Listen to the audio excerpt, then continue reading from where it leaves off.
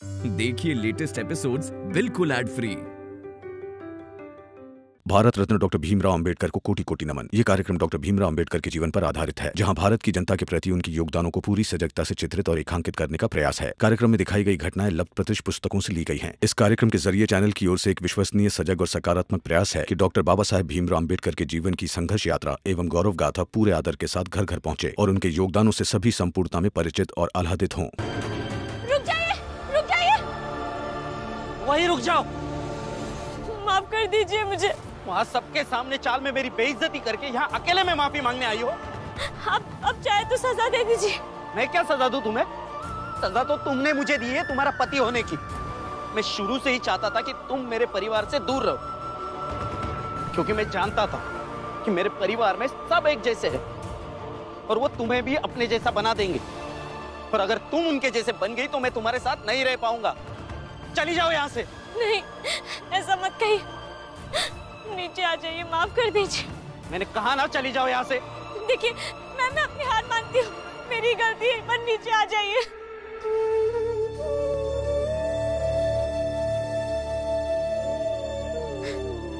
माफ कर दीजिए मुझे। बस हो गया, और बंद करो ये नाटक। इसके आगे एक शब्द भी मत कहो, क्योंकि तुम कुछ भी कहोगी ना तो मुझे वो चुभेगा। माफी तो तुम बिल्कुल मत मांगो, क्योंकि अब अगर तुमने जान भी दे दी ना तो मैं तुम्हें माफ नहीं करूंगा।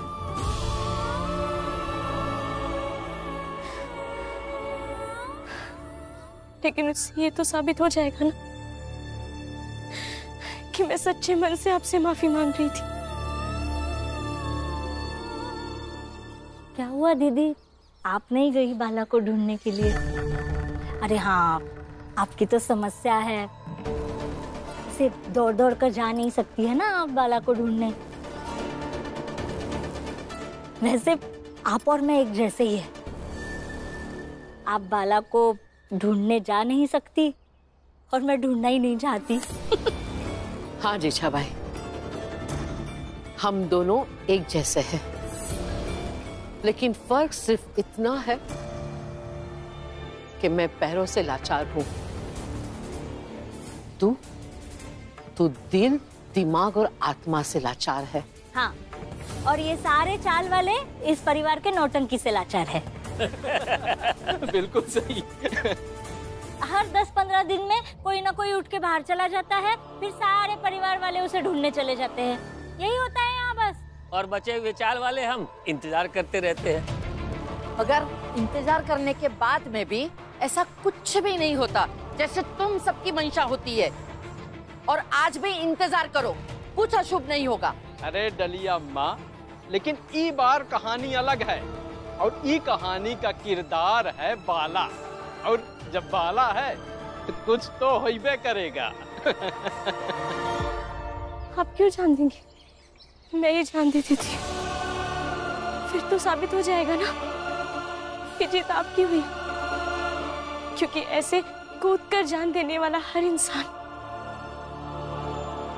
हारा हुआ ही कहलाता है।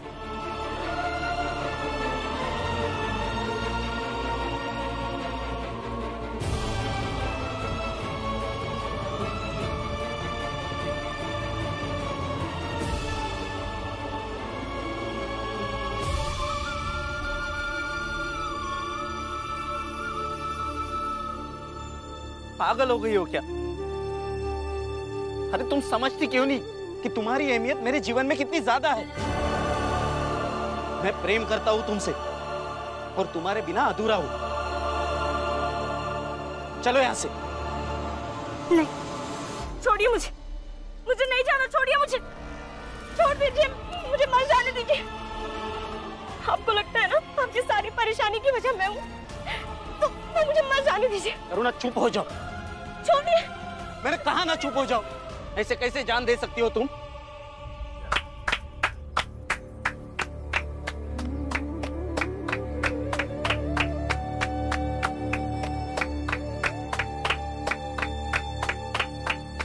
वाह बाला भैया, सच कहूं तो इस बारे में मेरे मन में कभी शंका थी ही नहीं कि आप भाभी से प्यार करते हैं या नहीं।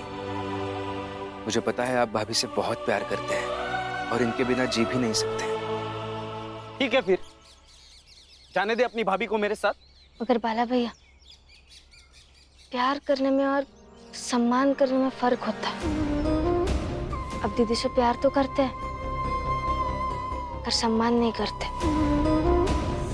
बाला, इससे पहले ना जाने कितनी बार तुमने अपनी पत्नी को सबके सामने बेइज्जत किया होगा, मगर वो तुम्हें छोड़कर कभी जान देने नहीं गई। लेकिन आज तुम बस एक खेल में हार गए तो जान देने निकल गए। हाँ भैया, पति पत्नी का संबंध कुश्ती लड़ने वाले पहलवानों की तरह नहीं होता कि अपनी ताकत का प्रदर्शन एक दूसरे पर करें। अपनी ताकत एक दूसरे के खिलाफ नहीं, बल्कि एक दूसरे को सहायक बन के लगाई जाए तो वैवाहिक जीवन सुलभ हो जाता है। वहाँ चाल में सबके सामने मेरी बेइज्जती करवा कर यहाँ भाषण दे रहे हो। भाषण नहीं दे रहा हूँ भैया। और वैसे भी भाई भाई भाभी देवर में बेइज्जती कैसी? अपने परिवार के लोगों में कैसी बेइज्जती? और वैसे भी शर्त में सब जायज है, तो चलिए उसी चाल में चलते हैं, सब सुलझाते हैं। बाला भी आप चाल चलिए ना। देखिए अगर आप नहीं जाएंगे ना तो मैं उठा के लेके जाऊंगा यहाँ से। हाँ भैया चलिए, चलना होगा। आप आइए घर चल। देखो छोड़ दो मुझे। आइए ना, छोड़ो मुझे तुम। आइए बाला भैया चलिए। छोड़ो।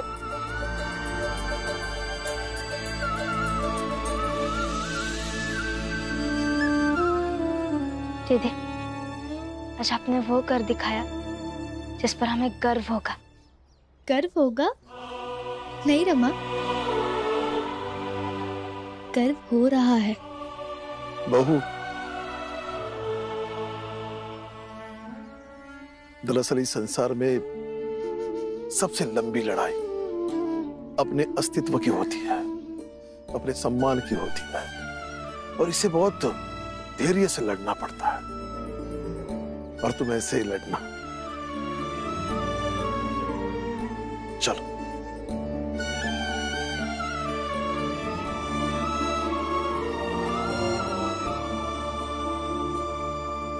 सच कहूं तो मैंने भी नहीं सोचा था कि भाभी भैया को हरा देंगे, लेकिन ये हुआ और इसे मैं चमत्कार नहीं मानता। ये दरअसल भाभी के अंदर का जितना गुस्सा था वो एकत्रित हुआ। असंभव कार्य अगर करना हो तो सारी ऊर्जाओं को एक जगह केंद्रित करने की कला आनी चाहिए। मैं भी नहीं जानता हूं कि ये कैसे होता है, सर से पूछूंगा। सुनिए ना, बाला भैया तब से हितेश काका, जोकू काका और जनार्दन काका के साथ बैठा है। वो लोग कहीं फिर से ऐसी वैसी बातें ना करे जिससे बाला भैया फिर से जान देने के लिए निकल जाए। नहीं करेंगे वो लोग, क्योंकि उन्हें बाला भैया चाहिए। बाला भैया चाहिए? मतलब रमा, बाला भैया का सहारा लेकर, उनका इस्तेमाल करके वो हमें परेशान करने की कोशिश कर रहे हैं। हमें हराना चाहते हैं हर परिस्थिति में। देखना, वो बार बार बाला भैया के मर्दानगी को उकसाएंगे और बाला भैया भाभी से बुरा बर्ताव करेंगे और हम परेशान हो जाएंगे। आने वाले दिनों में इस सब के लिए तैयार रहना होगा हमें। बाला, कई बार होता है कि हाथी भी चींटी से परेशान हो जाता है, लेकिन उसके बदले हाथी जान देने जाता है क्या? हाँ देखो बाला, ये बहुत ही अच्छा मौका है। आज की जीत के बाद तुम्हारी घर वाली और उनका तरफदारी करने वाले लोगों का यही लग रहा होगा कि बस अब तो बाला हार गया। पर अब तो उसका आत्मविश्वास और उम्मीद दोनों बहुत ऊंचाई पर चली गई होगी, और ऊंची आत्मविश्वास और उम्मीद से भरे व्यक्ति को हराने की खुशी ज्यादा होती है बाला। हाँ, इसलिए बाला उठाओ और ये लड़ाई को अंजाम तक लेके जाओ। वो अंजाम तक जहां हम मर्दन की ताकत की चाल के साथ साथ पूरे समाज में एकदम पक्की हो जाए, और फिर कौनो औरत सर उठाने की हिम्मत भी न कर सके।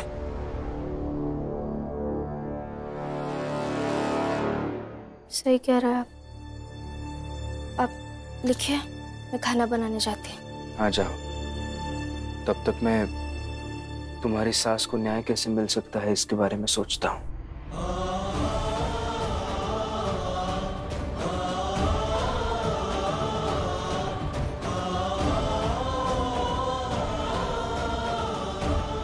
ये भी ना हमेशा सबकी समस्याओं पर ही सोचते रहते हैं। ऐसा कोई कैसे हो सकता है? अगर ऐसे ही है भीमराव अंबेडकर।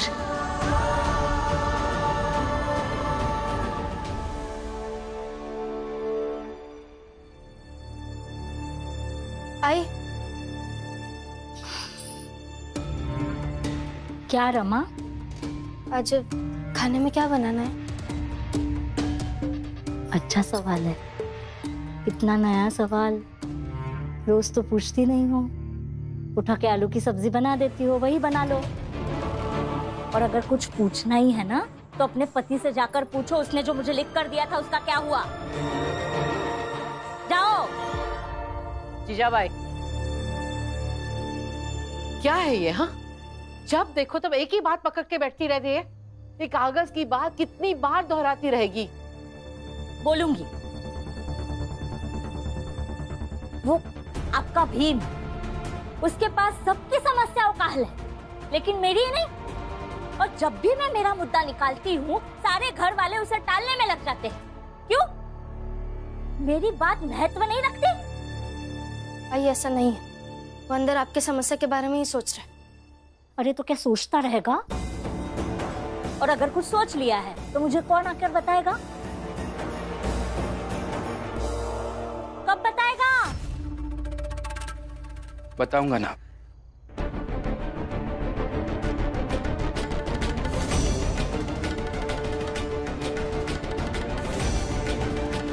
मुझे ऐसा लगता है कि आपको और बाबा को मिलकर एक बच्चा गोद लेना चाहिए।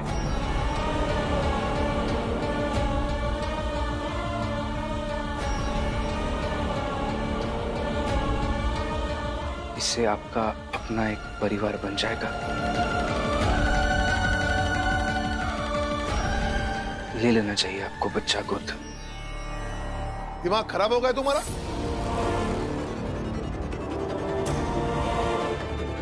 पागल हो गए हो? ये कभी नहीं होगा। माफ कीजिए बाबा, लेकिन यही सही है और यही होना चाहिए। यही एक चीज है जिससे इन्हें न्याय मिल सकता है, और मैं इसके लिए कुछ भी करूंगा।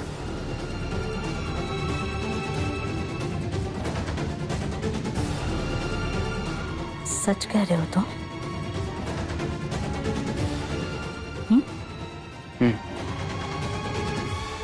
बहुत सोचने के बाद मैं इस नतीजे पर पहुंचा हूं।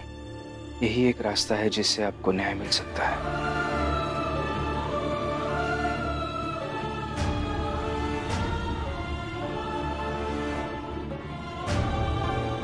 मेरे साथ चलो। कहाँ? चलो।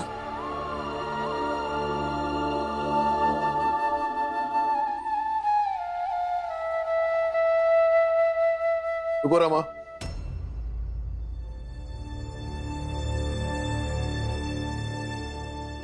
मुझे तुमसे कुछ बात करनी है।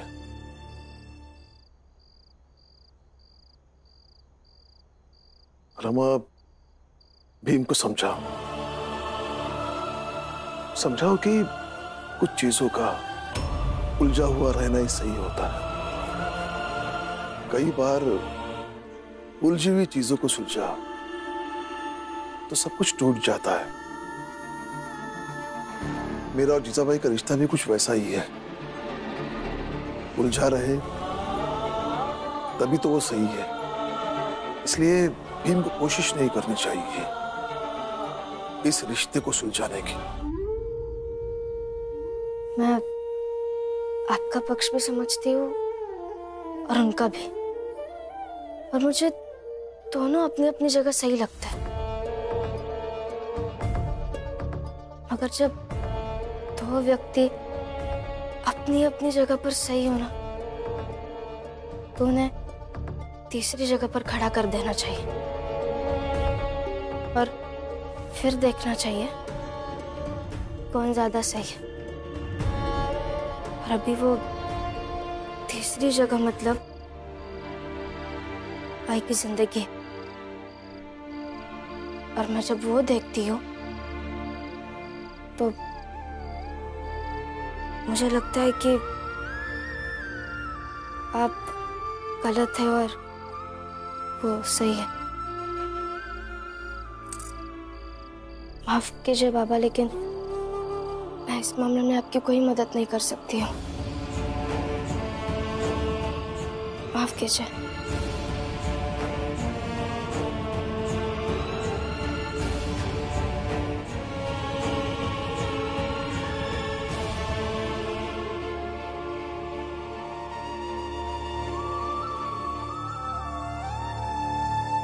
आप सब लोग सच कह रहे थे। भीम, ये भीमराव अंबेडकर न्याय के लिए कुछ भी कर सकता है, और मुझे न्याय दिलाने के लिए भीम ने बहुत बड़ा फैसला लिया है आज, जो वो खुद आपको सुनाएगा।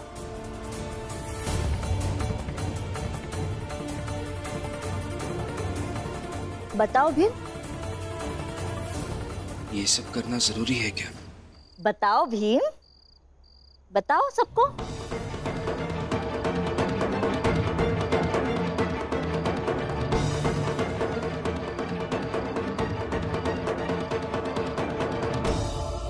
मुझे ऐसा लगता है कि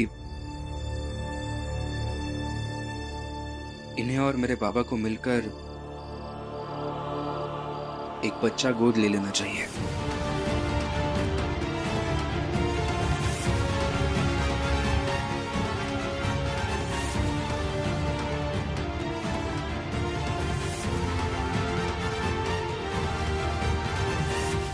जिससे इनका एक अपना परिवार बन जाएगा।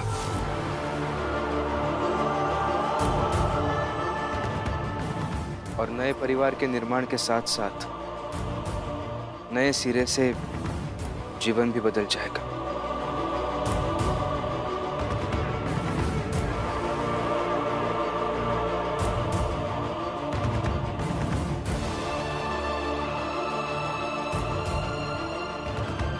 हाँ तो सही तो कह रहे हैं जीजाबाई, कहा कि बच्चा गोद ले। अब भीम इस मामले में जीजाबाई का साथ देके बहुत सही कर रहा है। हम तो भैया ही भीमराव और जीजाबाई के पक्ष में हैं, है कि नहीं?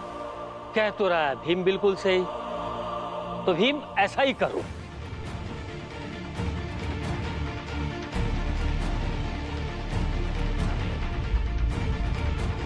जीजाबाई, ये कोई खेल नहीं है, जो मन में आए बिना सोचे समझे कर लो।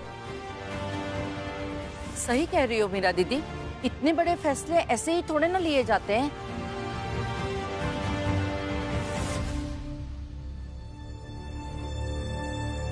कोई नहीं, भीम बिल्कुल सही कह रहे हैं, और बाबा तो हमेशा से ही भीम के हर फैसले के पक्षधर रहे।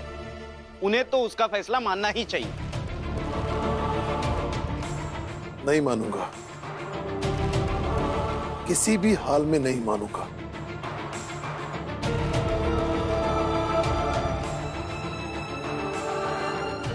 आनंद, लक्ष्मी, तुम कुछ नहीं कहोगे? क्या बोलूं आई?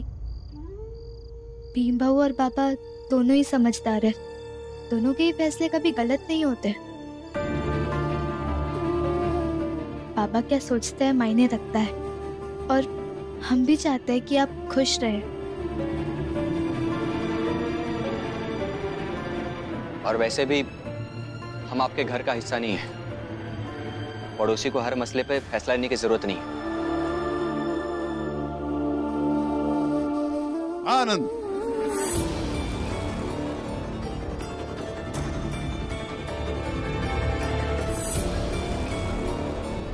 सही कहा तुमने, और यही सच है आप सबके लिए। जय जय, अपना अपना काम कीजिए। ये जीजाबाई घर के 3 औलादों में अपनी औलाद ढूंढ नहीं पाई, खुश नहीं हो पाई और कहीं और से बच्चा गोद लेने पर ये खुश हो जाएगी। आप सबसे मैं जीजाबाई को ज्यादा जानता हूं।